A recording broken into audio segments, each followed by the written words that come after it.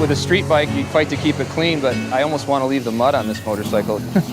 But I guess that's all part of the adventure touring thing. It's about kind of leaving scars on the motorcycle and bits of history. I'm looking pretty good here. Got to ride over and see the boss. See if I can talk Jochen into taking another ride with me. I'd love to go out and get this thing muddy again.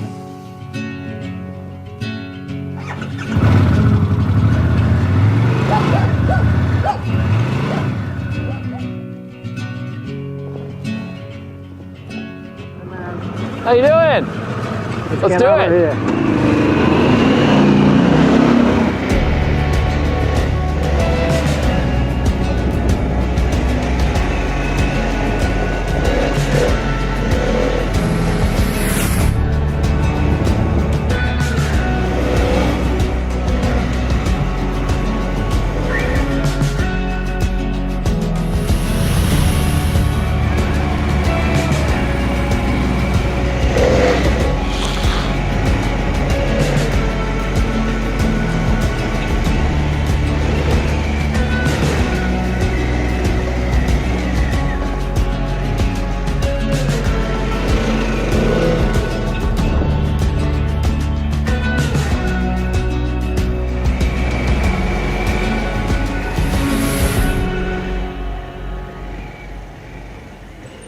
Wow, what a day. Oh, man. Awesome. That was great. What ride mode did you try? I was in off-road mode. I played with sport mode a little bit, and then we got into some gravel, and I actually put it in like the rain mode. Off-road mode was the best. My favorite.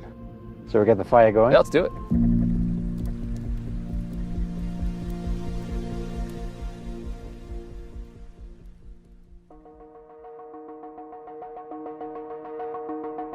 With the introduction of the Pan Am, there's going to be people out there that are going to say, Harley Davidson is maybe a little late to this game. And, my answer to that is, this is our game. This is the game that we've always played. From our earliest inception of the motorcycle and how the founders used it to prove its mettle, it's been part of us. It's in our DNA. At the end of the 19th century, you have to remember roads across the United States aren't like they are today. They were not geared for motor vehicles. They were designed for horses, horse-drawn vehicles. You commonly had roads that were nothing more than sand. You'll see it in the Harley Davidson marketing literature. Their sales were in competition with a horse and buggy. And so they were saying, don't buy a horse. A Harley Davidson can get you down that same trail. It can do the same thing and get you to the place where a horse would, and you don't have to feed it, you don't have to clean up after it, and there's just so many more reasons why a Harley Davidson is a better choice.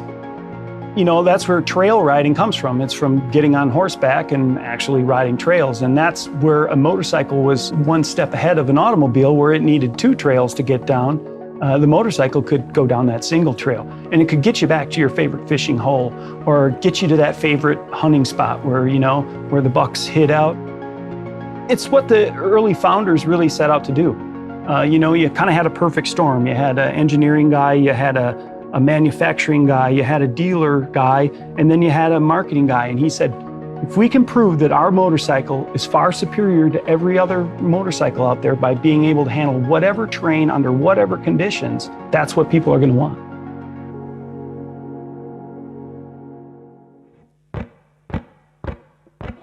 Motorcycle touring, a lot of people think is kind of a new concept. And believe it or not, the Milwaukee Journal-Sentinel actually had their motorcycle tour of the woods that dates back to 1907. Lake Geneva's, 45 miles away from here, but, that was a day-long trip on a motorcycle in those days. There's one adventure touring story of a part that they had developed called a two-speed hub that, among other places, got its testing with a customer who was crusading in Wisconsin to help prevent the spread of tuberculosis. His name was Ted Worley, and he was an avid outdoorsman. And one of the things he loved about his job is it got him out in the outdoors as much as possible. And he ends up writing a pamphlet on behalf of Harley Davidson called Camping Hints When Touring with a Motorcycle. And it's everything from how to set up your tent. There was a recipe for soup. There's even a great illustration showing how he set up the luggage on his motorcycles.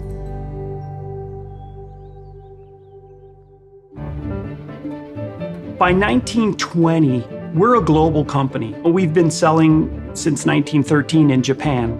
We've been selling in Brazil. We've been selling in Australia, Europe. And so we start seeing these letters flow into the company. Here's my trip to the Panama Canal. You see, Harley Davidsons and elephants and all these exotic things. There was nothing holding you back. As long as there was ground and, the motorcycle could conquer it. We talk about on-road or off-road. Well, what's a road? To a motorcycle, what isn't?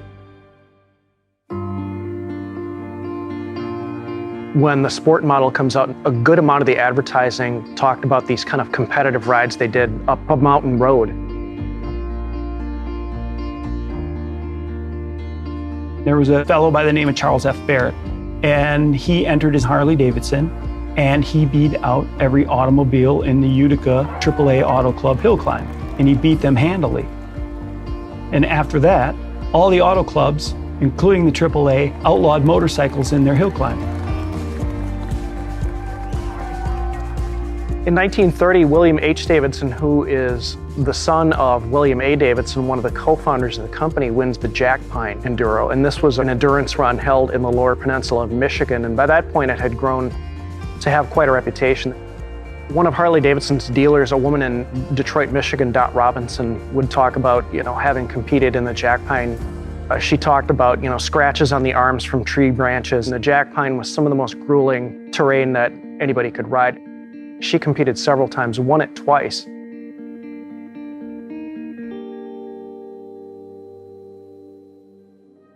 World War II comes along and it changes literally everything for everyone. They took what was the W, as it was called, civilian model, and made a lot of adaptations to it. They were specifically designed to handle conditions that the military used things like Jeeps for. It has stronger forks, it's got stronger handlebars, it has a skid plate on it, it's got an air cleaner that has an oil bath so it can handle dusty conditions. Luggage racks and gun scabbards and ammo boxes, they all get incorporated so they can handle that terrain. And they would get letters from servicemen serving in the Pacific, servicemen serving in Europe saying, I was a rider before the war, or maybe they weren't, but they're riding a Harley Davidson in the military now, and they would report that it's handling it well, and it's really a reliable bike. And those guys wanted reliable vehicles. They didn't want to get stuck anywhere. You never knew when you would get in a tight spot. So as the interstate system comes into play after World War II, and we start seeing the advent of the superhighway in the United States, Harley has to really pivot. You're starting to make motorcycles that can travel at a higher rate of speed. They can carry multiple passengers and more gear. People are going to go further distances. What might have been a day trip that was 60 miles away, now, you might go 300 miles. In 1956, we sell our first true touring motorcycle where it's sold is the fact. It's the king of the highway. And you get saddlebags, you get a windshield. It's got an extra thick buddy seat so you can take a passenger along.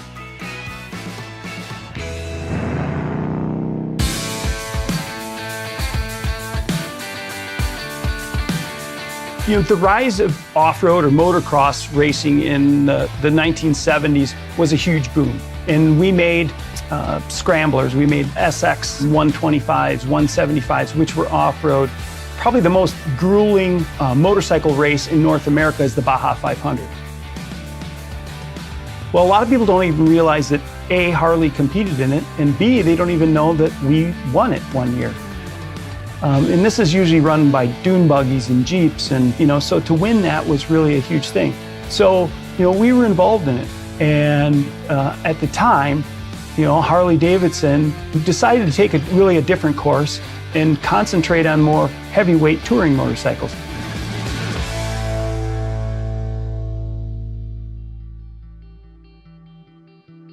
Everyone always said, well, you got to make this trade-off. You're either going to be an off-road bike or you're going to be an on-road bike. And to me, that never really made sense, that it had to be this dichotomy of one or the other. And it was like, hey, there's an opportunity here. This is like a missing link. Frankly, we own the Grand American touring market. We are the market. If you think about power that the company was able to harness and the desirability that the product had at its core through the early 90s all the way through the 2000s, we love that customer. That customer's been incredibly special to us and important to us, but we've got to start thinking about a new customer too. Like, this is something that should have been in our lineup, and all these things came into place, and we eventually said, yeah, let's do this, man. We can absolutely own this. The way we approached Pan Am was to go off and decide what kind of motorcycle we wanted to build. What are the targets? What are the requirements? What are the things that are going to delight real advocates, people that really have this in their blood? We want to deliver all the expectations that those customers expect. We want to do it better than the competition, and we want to do it in our own way that's unique. It has to be the Harley way. So that's where the tension was, because a lot of people thought when we said it's got to be the Harley way, it's going to be heavy, it's going to be loud, it's going to have flames on it. And that's not what we were talking about. We were talking about individuality and something that people hadn't done before. You kind of have to find that space in between evolution and revolution. And we had a little more freedom with Pan America because there was nothing that came before it.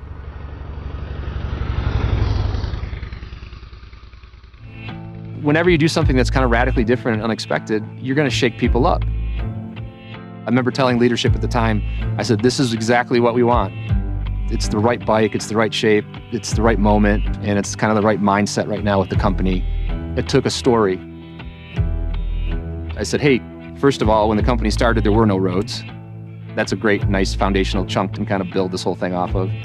Second thing was the way that we supported 2 world wars with products that basically invented adventure touring. And then, I mean, we won Baja. And if you think about America and just the vast amounts of land that are unpaved, like this countryside around me, there's just a huge opportunity here. And it is touring, you know, and we kind of invented Grand American Touring. And the fact that you're being so polarized about it is a really healthy reaction to have. I believe iconic, innovative design scares the hell out of people at first. And if we don't have that, that means we haven't pushed it far enough.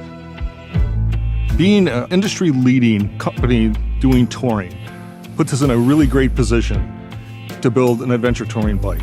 Because it's an adventure touring bike, because it's a tool, because function absolutely has to deliver, we were lockstep with engineering. The acuity to actually put that engineering into the bike to make it a superior motorcycling experience was a lot harder than people might have thought. It was ground up, and it started with the powertrain. We're not really into covers and decorative things that you put over and hide. We're really more into the functionality. What you see is actually what works. And that's why we believe that the engine should be out front and proud. The concept here was to design the engine such that it was stiff enough to be the central member of the frame, which gave us the opportunity to make the whole motorcycle lighter. And that, as a designer, allows you incredible flexibility because you're not stuck to a frame. You can actually design from the engine out. It's shaped so that you can take high-speed turns and really get a grip on it. From a dynamic standpoint, the weight needs to be low and it needs to be in the right places. How do we optimize our frame weight to get the stiffnesses we need? There's so many areas that have to come together to make this thing work right. It's really the definition of a massive team effort. Once we started putting people on them, then we had the problem that everybody in the company wanted to get on them. At our Arizona test facility, we built a whole new section just for testing off-road adventure touring bikes. We developed 9 different criteria that we look at for off-road development, dirt roads, how the bike behaves, how it slides, how it doesn't, where the grip is, where it isn't. So all the road bike knowledge that we had just came on top of that. We spent a lot of time and effort to make sure that the bike really did everything.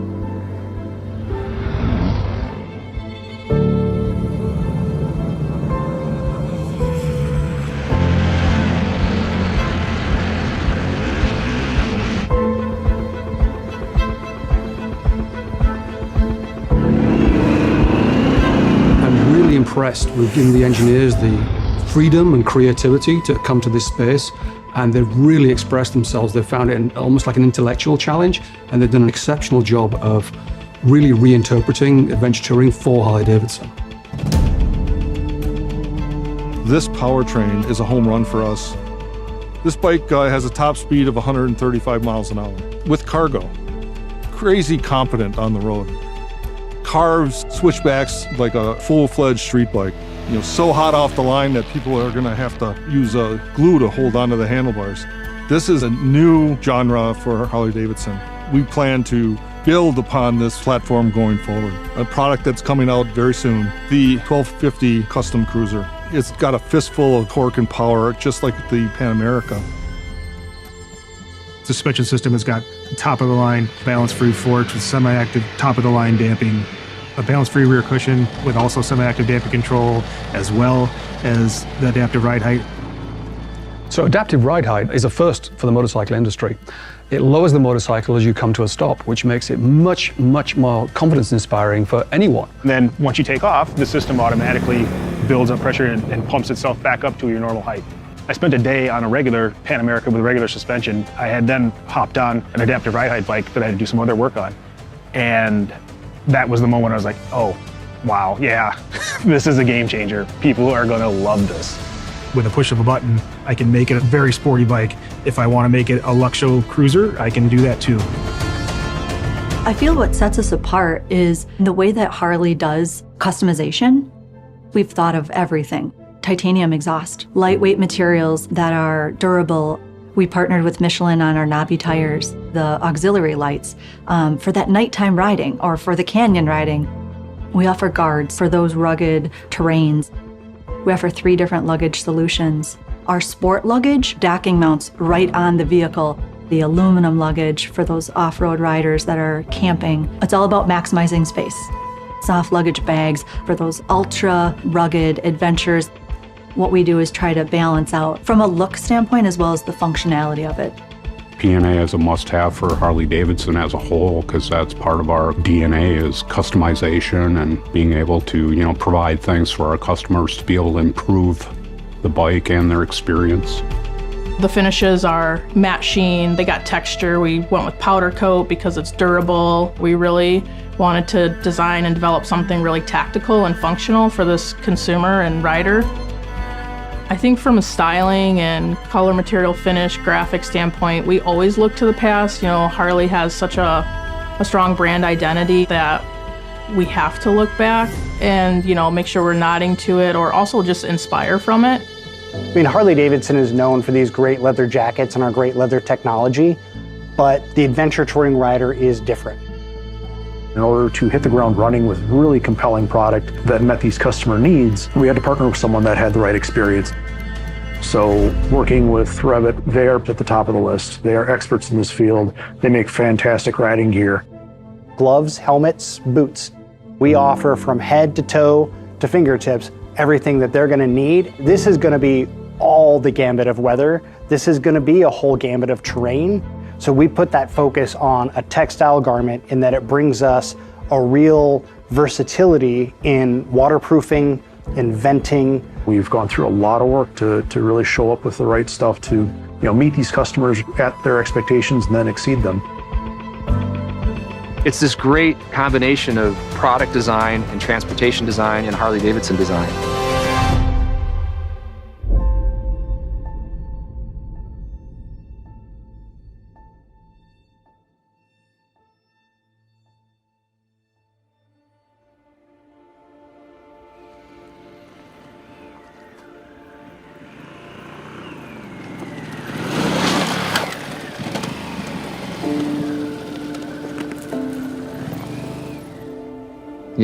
The first cafeteria napkin sketches that led to this thing.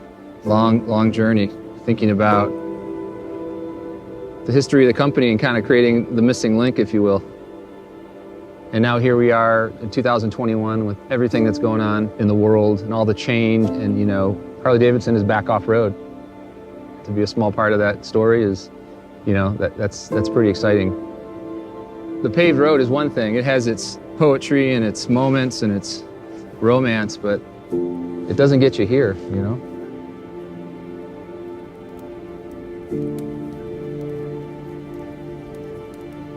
Thanks for showing me around your neighborhood. Anytime. These bikes were phenomenal. They really were. So how was Kenya? How was riding a Pan America in Kenya? It was great. I mean, you know, I rode it non-stop for a few hours into a rainstorm, into the heat. Yeah. Gravel, off-road sand, all the riding modes, and it was, you know, really fantastic. Even at night, you know, in that landscape, you have elephants and giraffe and everything showing up at the same time. Incredible. No, it was quite amazing. After a couple of days, get to know the bike, and it's just, you know, for the power it has, it's incredibly agile. Yep. It's a proper Harley machine that you ride through thick and thin. I thought, you know, the last couple of days, just the more I rode it, the smaller and smaller the bike became. It does. It just feels lighter and more agile, and you just gain confidence because it's very forgiving. Ride modes just compensate, make you feel like you're a much better rider than you are. It's a very sleek bike. I mean, it really is. Yeah. And it's the first adventure touring bike made in America. It is. Yeah. This bike does everything. This is the start. We have great plans to expand on Pan Am and lots of innovation waiting. This is just a launch into a whole new dimension for the company. Yeah. Well, cheers to a great day. Thank you so much for showing me those incredible trails. It was fun. We rode quite a distance. Yeah. I mean, we had, you know, proper touring, but then just off the beaten track, and it's just a natural expansion from Grand American touring into off-road touring. To me, it's part of the history, it's part of the legacy, it's part of the DNA of Harley Davidson. And you've got to innovate, but you preserve the past as well. And that's what Harley Davidson has always done so well. It's true. That's what we're doing with this incredible bike, you know.